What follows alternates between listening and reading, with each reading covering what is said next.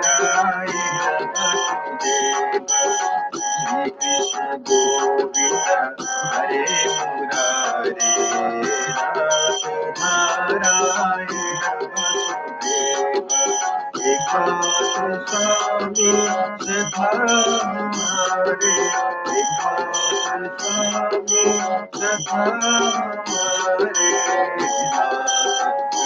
नारायण वसुदेव श्री कृष्ण गोविंद हरे मुरारे नाथ नारायण वसुदेव श्री हरि शरणं प्रभु हरि शरणं श्री हरि शरणं श्री हरि शरणं श्री हरि शरणं प्रभु हरि शरणं श्री हरि शरणं श्री हरि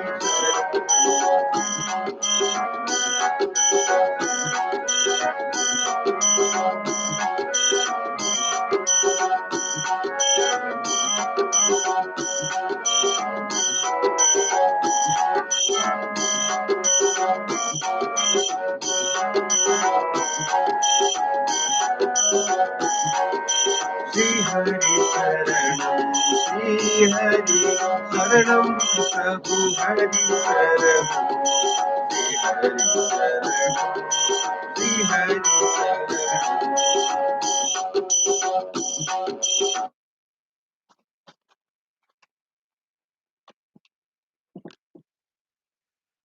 जय श्री हरि जय श्री कृष्ण। आज म श्री हरिवंश पुराणको 246 दिनमा छु। 57औं अध्यायको बाँकी भागलाई अगाडि बढाउँदैछु। जय श्री हरि। उनका वह विशाल रथ वैदुर्य मणि और सुवर्ण से जड़ित था, विद्युत के समान प्रकाशित होता था और उसकी लंबाई 64 हाथ थी। उसमें हाथी के से मुख और विकट आकार वाले एक सहस्त्र दैत्य जुटे हुए थे। उन सब के वक्षस्थल सुवर्ण से विभूषित थे तथा वो वर्षा काल के मेघों के समान जोर जोर से गर्जना करते थे। वह महान रथ देवताओं के रथ की भांति प्रकाशित होता था। सहस्रों मायाओं के ज्ञाता मयासुर ने उसका निर्माण किया था। उसके भीतर क्रीड़ा मृग और उनके क्रीड़ा स्थल के विभिन्न चित्र बने हुए थे जो उस दिव्य रथ की शोभा बढ़ाते थे। उस रथ के पीछे और भी बहुत से दिव्य रथ चलते थे। उसमें छोटी छोटी घंटियां लगी थी। वह निर्मल एवं सुविस्तृत रथ सैकड़ों सुवर्णमय कमलों से अलंकृत था। उस आरूढ़ होकर बलि ने विजय के लिए वैजंती माला ग्रहण की, जिसमें विचित्र सुवर्णमय पुष्प गुथे हुए थे। उस समय राजा बलि वह दिव्य प्रभा से युक्त विचित्र माला धारण करके संपूर्ण वृद्धियों से युक्त अपनी विशाल भुजाओं के द्वारा उसी तरह शोभा पा रहे थे जैसे आकाश में स्थित हुए सूर्य अपनी महाप्रभा से अत्यंत उद्भासित होते रहते हैं।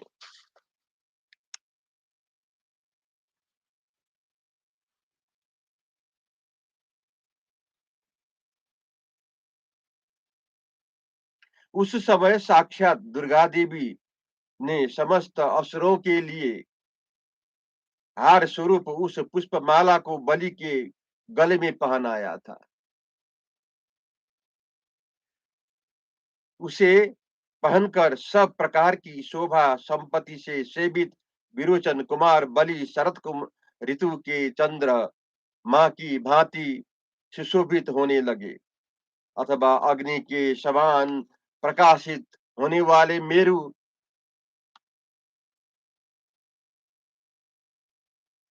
पर्वत के तट प्रांत में सूर्य से संयुक्त हुए मेघ समूह की जैसी शोभा होती थी।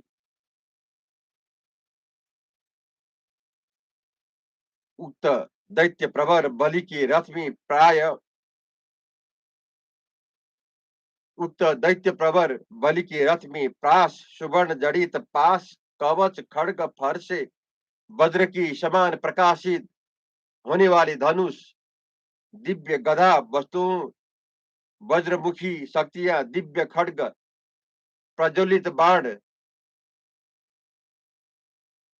तथा उक्त बाणों से भरे हुए नाना प्रकार के तरकस रख गए थे जो प्रज्वलित उल्काओं के समान प्रकाशित होते थे।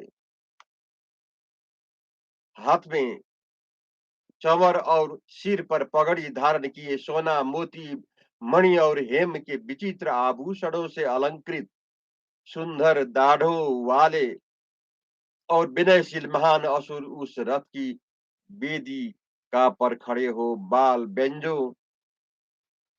व्यंजनों चमड़ों से राजा बलि को हवा करते थे। अयशिरा अश्वशिरा दुराप शिबी मातंग विशिरा शताक्ष अयस निकुंभ और क्रथन ये 10 दानवराज बलि की रक्षा में तत्पर रहते थे। दानवराज बलि की रक्षा के लिए हजारों पैदल असुर उनके आगे आगे भी चलते थे। वो सबकी शतग्नि चक्र असनी और शक्ति हाथ में लेकर वायु के समान वेग से आगे आगे चल रहे थे। दैत्यराज बलि का रथ जब प्रस्थित हुआ उस समय सुवर्ण जड़ित घंटी सुंदर शब्द करते हुए बजने लगे।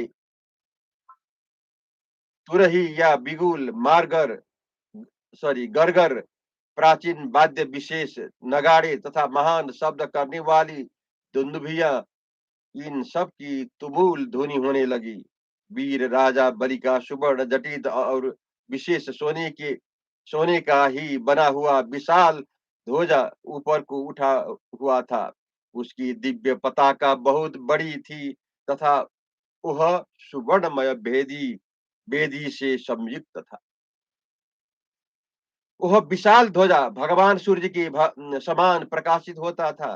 राजा बलि के ऊपर सोने का उच्चा छत्र तथा तना हुआ था और उनके बक्ष स्थल पर सुवर्णमयी माला शोभा पा रही थी। उनके चारों ओर बहुत से असुर विचरते थे और दैत्य ऋषि हाथ जोड़कर जय जयकार करते थे। राजा बलि के पुरोहित तथा वेद और शील में बड़े चढ़े दूसरे ब्राह्मण राजा के शत्रुओं के वध के उद्देश्य से एकाग्र चित्त हो मंत्र जप वेद पाठ तथा औषधियों के प्रयोग द्वारा उन महात्मा नरेश के लिए स्वस्तिक वाचन करते थे। राजा बलि अपने मन को सम संयम में रखकर वहां उन ब्राह्मणों को वस्त्र सुंदर गौवे फल फूल और पदक अधिक मात्रा में देते हुए धनाधन्य धनाध्यक्ष कुबेर को समान अतिशय शोभा पा रहे थे। बलि का रथ सहस्र सूर्यों के चित्र से सुशोभित था। उसमें बहुत सी छोटी छोटी घंटियों लटकाई गई थी। उसमें बहुमूल्य जाम्बुनद और सुवर्ण जड़े गए थे जिनसे उसकी विचित्र शोभा हो रही। सहस्रों चंद्रमाओं तथा 10,000 तरिकाओं से युक्त बलि का वह रथ अग्नि के समान उद्भासित हो रहा था। उस रथ की बागडोर एक दानव ने ले रखी थी। महाबली बलि उस पर आरूढ़ हो धनुष और बाण लेकर अत्यंत भयंकर रूप धारण किए हुए थे। उन्हें देखकर ऐसा जान पड़ता था मानो वो देवेंद्र की सेना का संहार कर डालेंगे। वीर रथियों की प्रभा से व्याप्त हुआ वह वेगशाली दैत्य सागर देवताओं के ओर बढ़ा जा रहा था। ठीक उसी समय जैसे प्रलय काल में जल के प्रवाह और उताल तरंगों से व्याप्त महासागर समस्त त्रिलोकी को डुबो देने के लिए बढ़ने लगता है। राजन बलि के रथ के आगे उनके बड़े-बड़े सैनिक धनुष उठाए तीनों लोगों को भयभीत कर देने वाले शरीरों से बड़े जा रहे थे। उस समय वो पर्वतों सहित वनों के समान जान पड़ते थे। जय श्री हरि, जय श्री कृष्ण। अब मैं आज 250वां अध्याय प्रारंभ करने जा रहा हूँ। इसमें इंद्र, अग्नि देवताओं और लोकपालों का युद्ध के लिए उद्योग और प्रस्थान के विषय में श्रवण करेंगे। वैशंपायन जी कहते हैं, राजन जन्मेजय, तुमने दैत्यों की सेना का विस्तार पूर्वक वर्णन किया।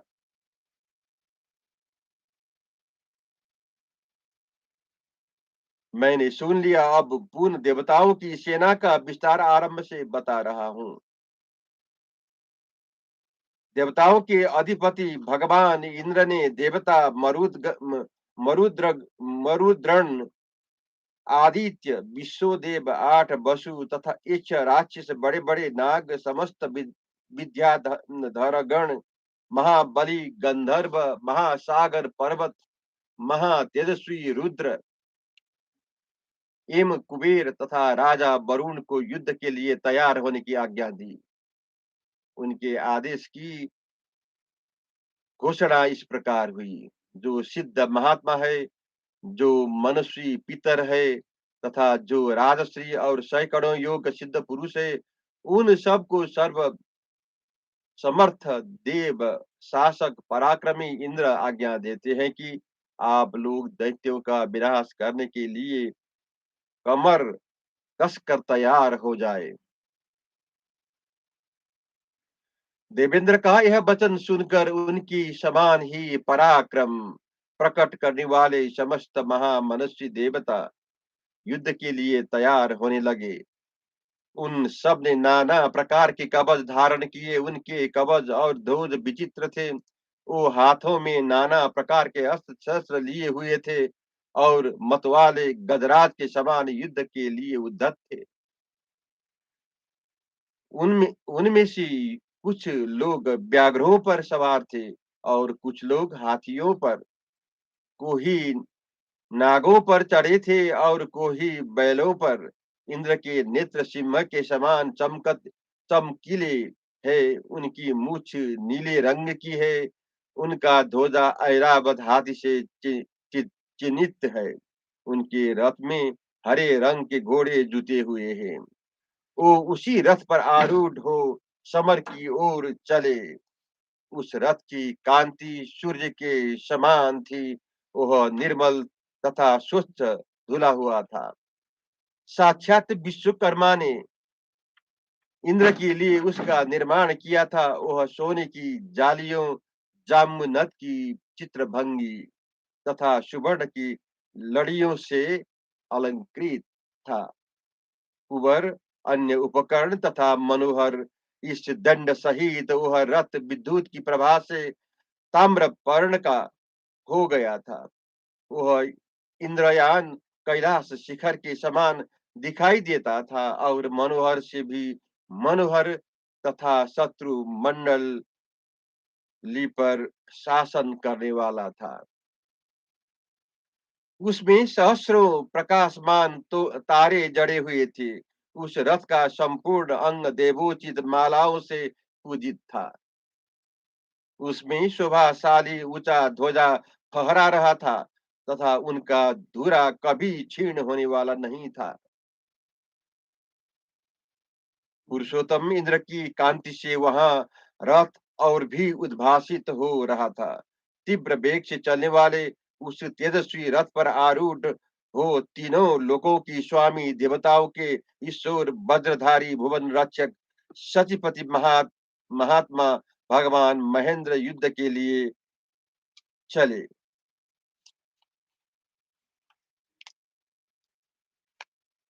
उन्होंने अग्नि और सूर्य के समान प्रभा पुंज से परिपूर्ण सहस्त्र तरीकाओं वाले कवच को धारण करके मस्तक पर सूर्य के समान तेजस्वी मुकुट को रखा और गले में पैरों तक लटकने वाली जाम्बू नदमयी बैजंती माला धारण की।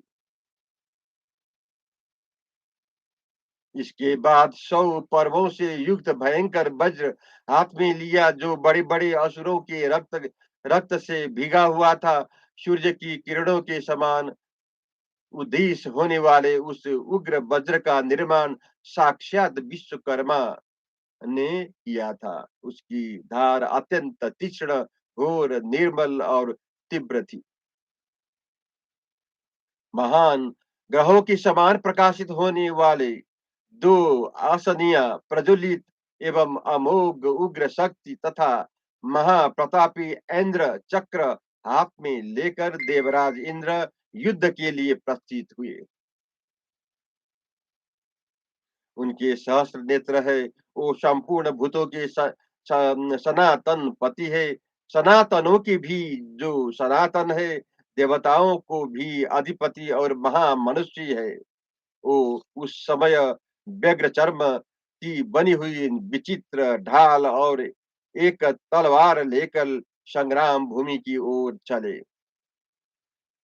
पूर्व काल में क्षीर सागर के मंथन के जिनका प्राकट्य हुआ था, जो अमृत से निकले हुए थे तथा देवता और असुर दोनों के परिश्रम से उपलब्ध हुए थे, जिनकी प्रभा चंद्रमा, सूर्य, नक्षत्र और विद्युत के समान थी तथा जो सर्वोत्तम भूषण माने गए थे, उन मणिमय कुंडलों को अदिति ने युद्ध के लिए प्रस्थित हुई देवराज इंद्र को दिया।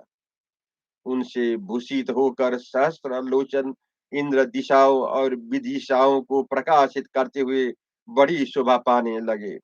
सर्वसमर्थ देवराज इंद्र युद्ध के लिए उत्सुक हो सहस्त्र नेत्रों को विचित्र शोभा धारण किए ऐसा जान पड़ते थे, मानो शरद ऋतु का मेघहीन स्वच्छ आकाश सहस्रों नक्षत्रों से चित्कबरा दिखाई देता हो। जय श्री कृष्ण, जय श्री हरि।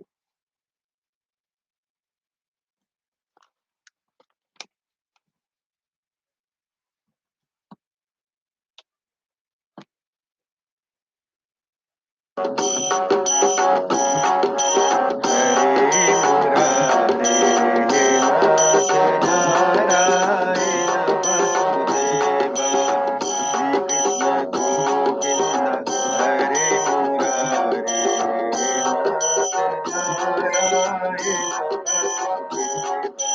श्री हरि शरणं प्रभु हरि शरणं, श्री हरि शरणं, श्री हरि शरणं, श्री हरि शरणं प्रभु हरि शरणं, श्री हरि शरणं,